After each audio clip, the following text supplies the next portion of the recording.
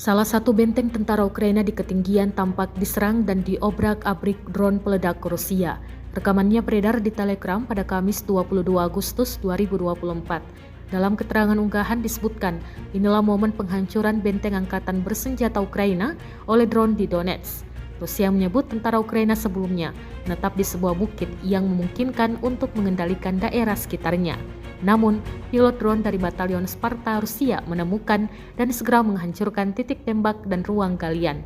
Belum diketahui total korban jiwa dalam serangan ini. Kendati demikian, rekamannya kini telah menuai berbagai komentar dari warganet.